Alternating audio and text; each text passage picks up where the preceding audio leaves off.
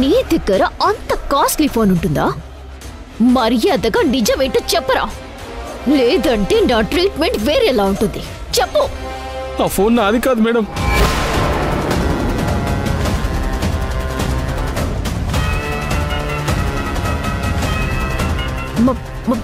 మరి ఎవరిదా phone? Politician sir ఇంట్లో పనిచేసే పని మనిషిది మేడం. తనకేదో అవసరం ఉండి తక్కువ రేటుకు నాకు అమ్మేసింది. నేను అదే నిజం అనుకున్నాను, కానీ అసలు నిజమేంటో నాకు నిన్ననే తెలిసింది. ఏంట్రా అసలు నిజం చెప్పు.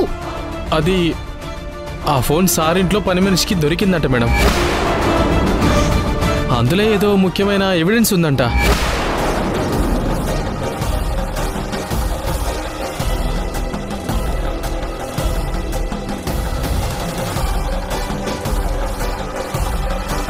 ఆ ఫోన్ వెంటనే తెచ్చివ్వకపోతే నా మీద కేసు పెట్టి నన్ను జైల్లో పెడతామని ఒక మేడం నిన్ననే ఫోన్ చేసి నన్ను బెదిరించింది మేడం.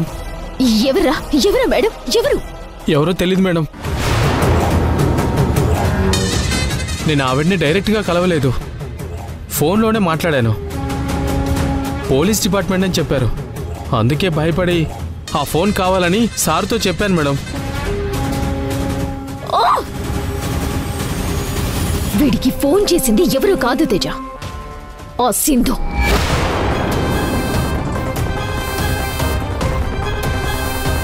ఇంతకీ ఆ ఫోన్లో ఉన్న ఎవిడెన్స్ ఏంటి మేడం? రై, అదంతా నీకెందుకురా? చెప్పావు కదా, వెళ్ళకనిచి.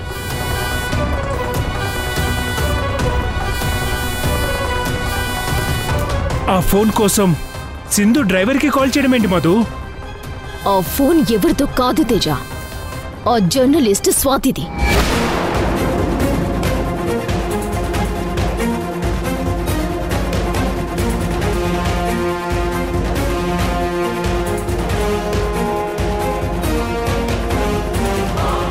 ఆ ఫోన్ స్వాతిదైతే మరి నీకెందుకంత కంగారు మధు?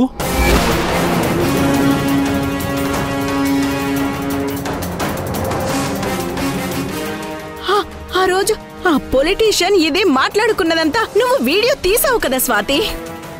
తేజ, ఆ ఫోన్లో మన ప్రాజెక్ట్ కి సంబంధించిన లూప్ హోల్స్, మనం చేసిన ఫ్రాడ్ అన్నీ ఉన్నాయి.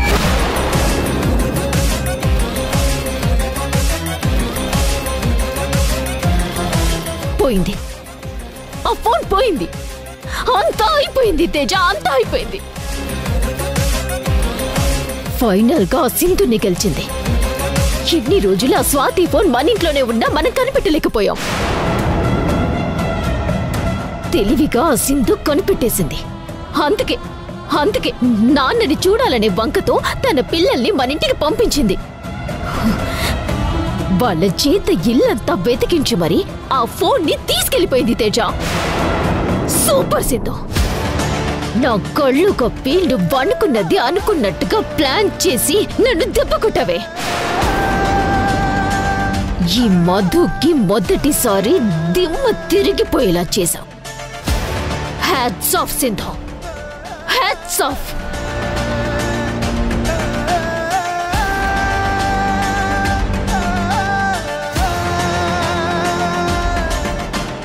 ఏంటి మధు, మనకిలా ఎదురు దెబ్బలు తగులుతున్నాయి?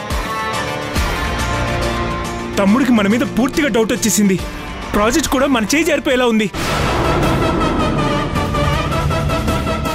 ఇప్పుడేం చేద్దాం మధు? ఒక పంచేనా, నేను వెళ్ళి సింధు దగ్గర ఉన్న ఫోన్ ఏదో ఒక విధంగా తీసుకురానా? అయ్యో తేజ, ఆ సింధుని హ్యాండిల్ చేయటం నీ వల్ల కాదు. సింధుని తక్కువ అంచనా వేయకు. తన దగ్గర నుంచి ఆ ఫోన్ ని తీసుకురావటం అంత ఈజీ కాదు. ఆ ఫోన్ కోసం ఒక పెద్ద యుద్ధమే చేయాలి. మొత్తానికి ఆ సింధు నన్ను ఓడించి అది గెలిచింది. నాది నేను తట్టుకోలేకపోతున్నాను. నేను లూజర్ని. ఆ సింధు నా మీద గెలిచింది. తేజ, గెలిచింది.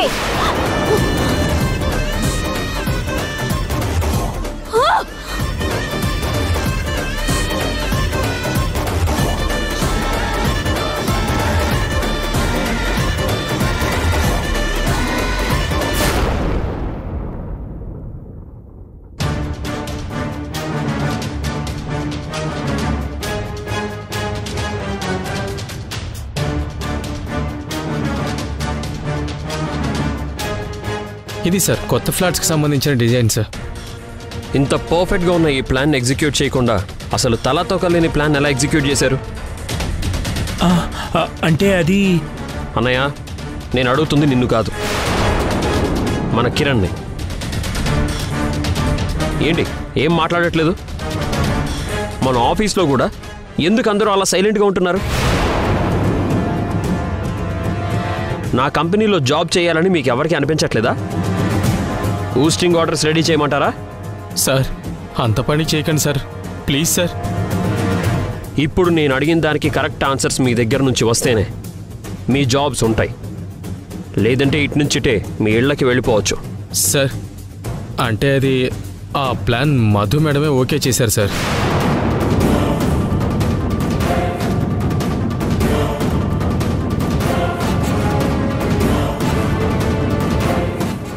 అనయ్య, వదిన పిలు. అలాగే. మధు మధు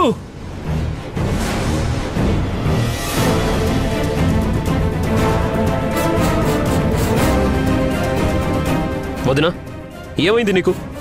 ఇంత మంచి ప్లాన్ పెట్టుకుని ఎందుకు యూజ్ అవ్వని ఆ పాత ప్లాన్తో మూవ్ అవుతున్నారేంటి? స్టాఫ్ని అడిగితే ఈ ప్లాన్ మీరే ఓకే చేశారంటున్నారు.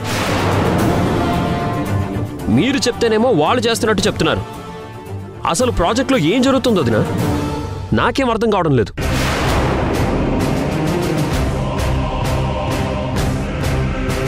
ప్లీజ్ వదినా, మీరు కూడా అలా సైలెంట్గా ఉండకండి. ఇలా ఉంటేనే నాకు డౌట్ వస్తుంది.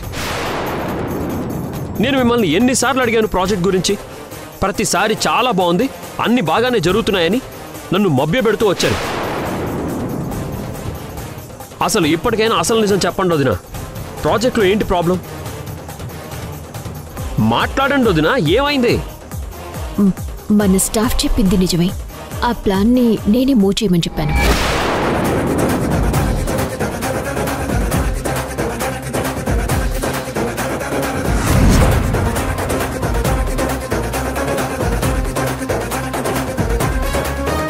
ఇదేంటి, మధు నేనే తప్పు చేశానని అలా ఒప్పేసుకుంటుంది.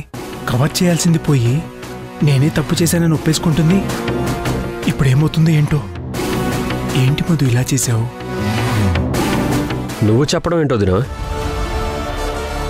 ఆ ప్లాన్ని ఇంప్లిమెంట్ చేస్తే మన కంపెనీకి ఎంత లాస్ వస్తుందో తెలుసా? మార్కెట్లో మన గుడ్ విల్ ఎంత డౌన్ అవుతుందో తెలుసా? జనాల్లో మన పరువు ఎంత దిగజారిపోతుందో తెలుసా? అన్నీ మీకు తెలుసు అనుకుని ప్రాజెక్ట్ బాధ్యత మీకు హ్యాండ్ ఓవర్ చేస్తే ఆ ప్లాన్ నేనే ఓకే చేశానని అంత ఈజీగా ఎలా చెప్తున్నారు వదినా? అంటే నాకు వేరే దారి కనిపించలేదు. ఇలా చేయటమే కరెక్ట్ అనిపించింది, అందుకే నేను ఓకే చేశాను. ఇక్కడ ఇంత రాంగ్ జరుగుతుంటే మీకు కరెక్ట్ ఎలా అనిపించింది వదినా?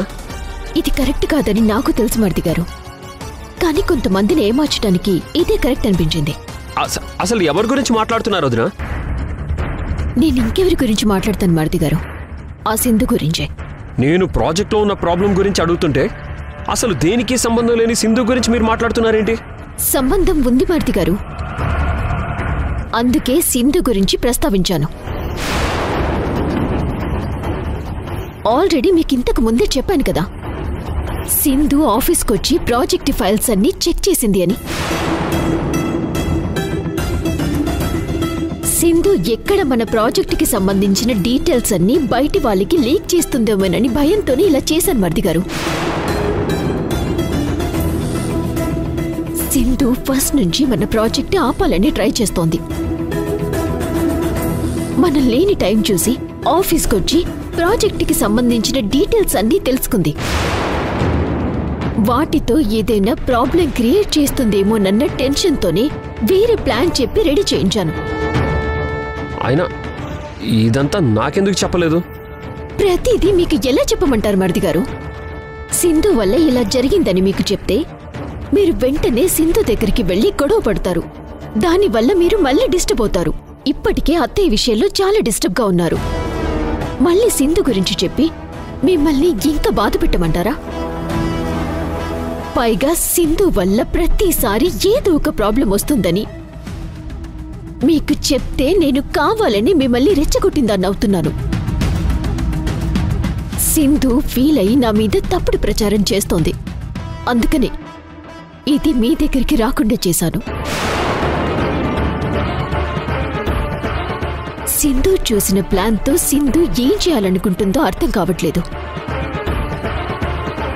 సింధు వల్ల మళ్ళీ మన ప్రాజెక్ట్కి ఎలాంటి ప్రాబ్లం రాకూడదు అని ఇలా ప్లాన్ చేశాను మరిది గారు.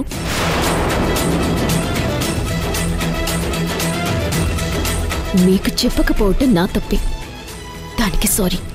అయ్యో వదినా, నేనే మీకు సారీ చెప్పాలి. అనవసరంగా మిమ్మల్ని అనుమానించాను. సారీ వదినా. అయ్యో పర్వాలేదు. ఇంకా ఈ విషయం గురించి మీరేం ఆలోచించకండి. నేను చూసుకుంటాను. మీరు రిలాక్స్ అవ్వండి. ఓకే వదినా.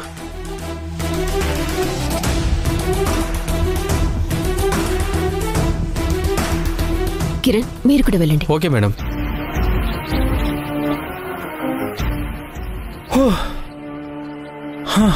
మధు, నువ్వు సూపర్ మధు. ప్రాబ్లం ఇంత ఈజీగా సాల్వ్ చేసావు. అవును, ఇదంతా ఎప్పుడు ప్లాన్ చేసావు?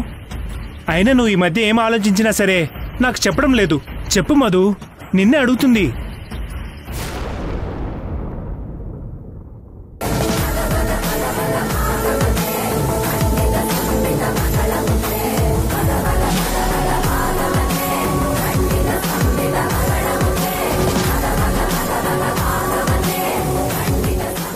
ఓడిపోతున్నాను.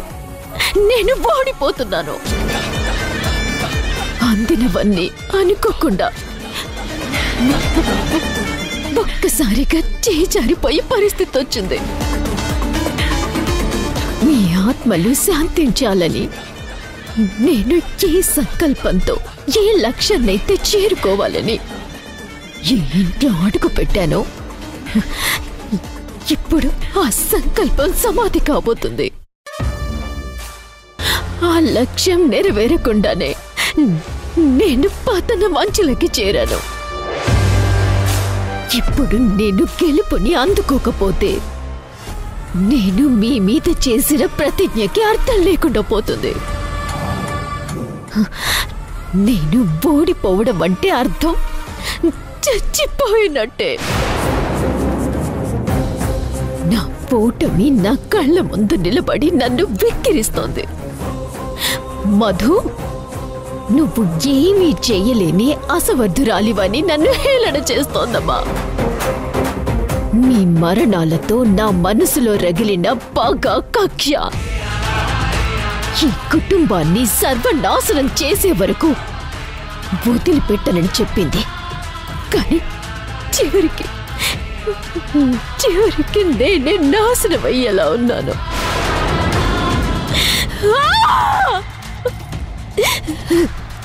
వీల్లేదు, అలా జరగటానికి వీల్లేదు. నా సంకల్పం సఫలమవ్వాలి. నా లక్ష్యం నేను చేరుకోవాలి. అందుకు మీ ఆశీర్వాదం నాకు కావాలి. మీ ఆత్మలు నాకు అండగా ఉంటే నేను అనుకున్నది సాధిస్తాను. అవునమ్మా, సాధించి తీరుతాను.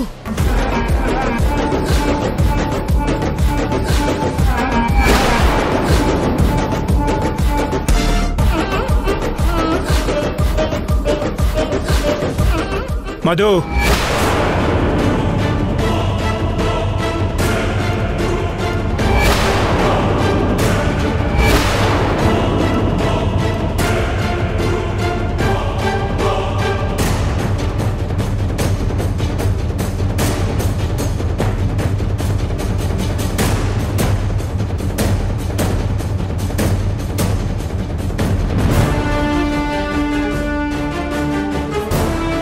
మధు, ఏంటది ఏదో దాస్తున్నావు? దాస్తున్నానా? దాయటానికి నా దగ్గరే ఉంది తేజ. ఏమీ లేదే. అది సరే, నువ్వేంటి అలా మధు అని అరిచావు? ఏమింది? అరవడం కాదు మధు, అవతల నాకు ఫుల్గా టెన్షన్గా ఉంది. దేనికి? కొత్త ప్రాజెక్ట్ ప్లాన్ చూపించి నువ్వు మా తమ్ముణ్ణి ఏదో మేనేజ్ చేసావనుకుంటున్నావు, కానీ నిజానికి ప్రాజెక్ట్ గురించి యష్కి ఇంకా డౌట్ కంప్లీట్గా క్లియర్ అవ్వలేదు. ఆ ల్యాప్టాప్ పాస్వర్డ్ గురించి మళ్ళీ నన్ను అడిగాడు. నాకు చాలా కంగారుగా ఉంది మధు. కంగారు పడితే ప్రాబ్లం సాల్వ్ అవ్వదు తేజ. కూల్గా ఆలోచించి ప్రాబ్లమ్స్కి ఒక కన్క్లూజన్ ఇవ్వాలి. ఒక పక్క స్వాతి ఫోన్ సింధు దగ్గరుంది, ఇంకో పక్క మీ తమ్ముడు ప్రాజెక్ట్లో పూర్తిగా ఇన్వాల్వ్ అవ్వాలని ట్రై చేస్తున్నాడు. రెండు వైపులా ముప్పు మనకి పొంచి ఉంది తేజ. ఆ ముప్పు నుంచి తెలివిగా ఆలోచించి తప్పించుకోవాలి. చెప్తాను, పద.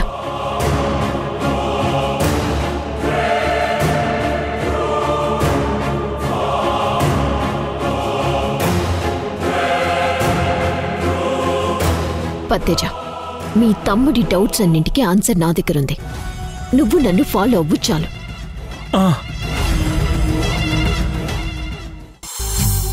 అమ్మా సింధు, అమ్మా Sindhu.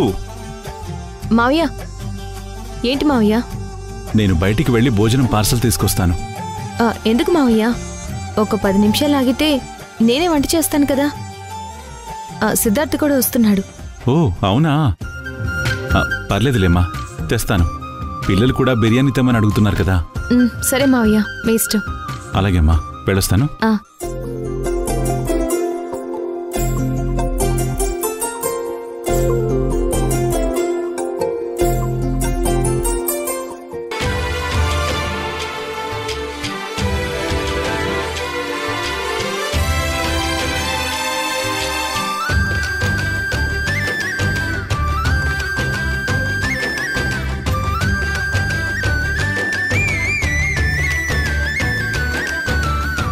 Hi hi Shashi. Hi uncle. బాగున్నారా? Fine uncle. మీరెలా ఉన్నారు? మీలాగే నేను కూడా ఫైన్. ఈ చాక్లెట్ నీకు, ఈ చాక్లెట్ నీకు. సిద్ధార్థ్, ఏంటంత హ్యాపీగా ఉన్నావు? నా హ్యాపీ కారణం నువ్వే కదా సింధు. నేనా? ఎలా? కాసేపు వెయిట్ చేయి, చెప్తాను. నేను చెప్పే విషయం విన్న తర్వాత సంతోషంతో నిన్ను నువ్వే కంట్రోల్ చేసుకోలేవు తెలుసా?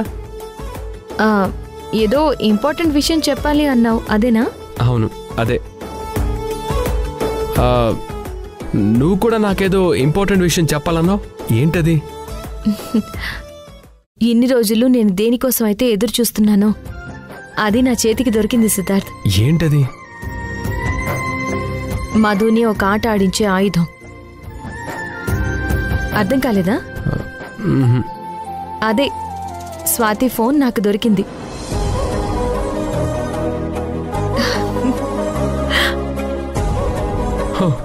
దొరికేసిందా? మంచుతనం అనే ముసుగులో దాక్కున్న మధుని బయటకి లాగి తన గురించి యష్కి అన్ని నిజాలు తెలిసేలా చేయబోతున్నాను.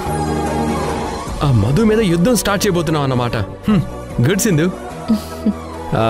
ఈ విషయానికే నువ్వు ఇంత హ్యాపీగా ఫీల్ అవుతున్నావు. నేను చెప్పే విషయం వింటే ఇంకెంత హ్యాపీగా ఫీల్ అవుతావో. విషయం చెప్పకుండా ఏంటి బిల్డప్ సిద్ధార్థ్?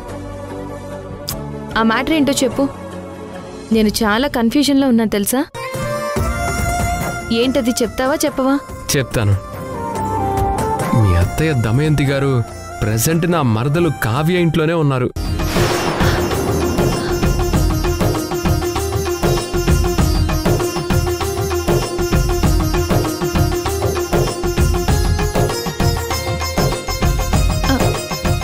నువ్వు చెప్పేది నిజమా సిద్ధార్థ్? అవును సింధు.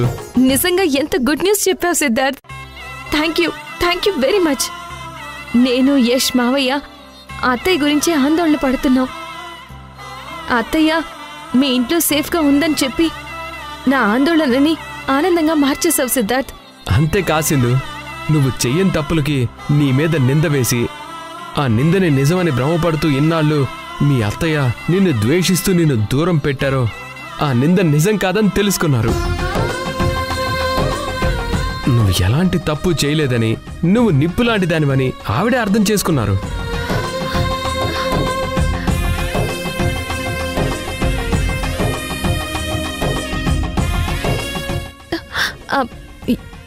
అవును, ఇదంతా ఎలా జరిగింది సిద్ధార్థ్?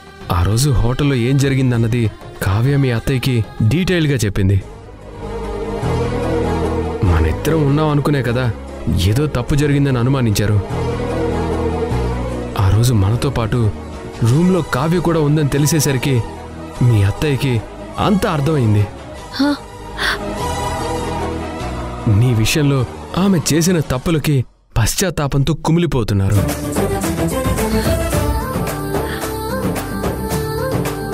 నిన్ను కలిసి క్షమాపణ అడగాలని కూడా అన్నారు.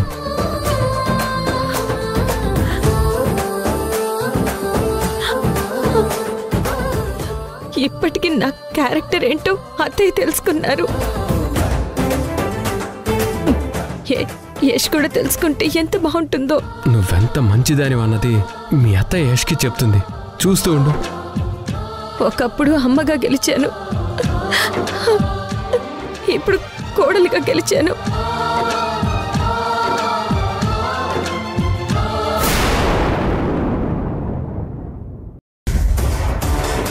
ఏంటి మధు? నేను నిన్నొకసారి కలవాలి. ఓ, విషయం తెలిసిపోయిందా? చాలా బిజీగా ఉన్నాను. నీ చాప్టర్ క్లోజ్ చేసే పనిలో మధు. ఇవే నీకు ఆఖరి రోజులు.